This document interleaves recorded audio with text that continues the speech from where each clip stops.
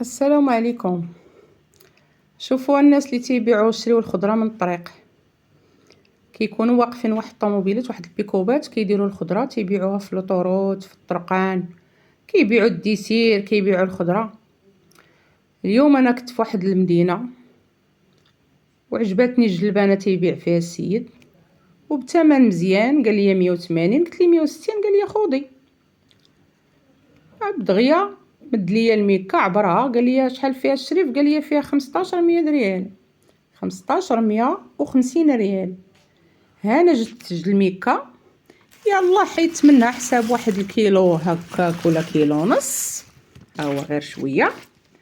ايوا شوفوا يا العيالات يا الاخوات اللي كيوقفوا يتقداو، شوفوا السيد باش معمر الميكا. خويا ولدي شوفوا الناس، باش اللي بغات تشري شي حاجه ماشي غتقول عجباتني وتجيو. شوف باش معمرينها.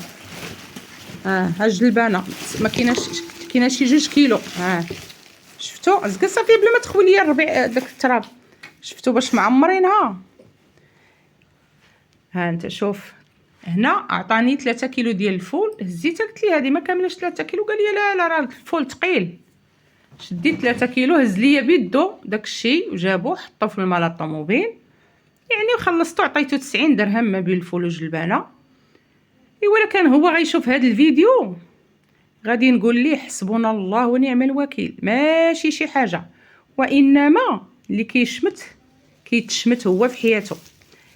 ناخذها من احسن الحسنات عنده غدا امام الله. ما بقاوش فيا الفلوس ولكن بقات فيا الشمته، حيت عمرها ما وقعت ليا. غدا امام الله نوقف انا وياه، الا سبقني، اما انا من واخا لا سبقتو ما غنتسناش، ما سمحتش ليه. انت وهذا الفيديو انا لحتو لكم العيالات ولا رجال نيت، انا راجلي كيوقف ويتقدى من الطريق ويجيب وشحال من حاجه وكنقول ليه لا دي ضحكوا عليك فيها وهذه، ولكن اليوم ضحكوا عليا انا. هاي شفتوه الربيع الزرع، والله الا الزرع مسكين ناتفوها قريب يدير السبوله وناتف الزرع معمر به الخنشه. وجلبانه هي شي كيلونز ديال الجلبانه ولا 2 كاع. ايوا حسبنا الله ونعم الوكيل.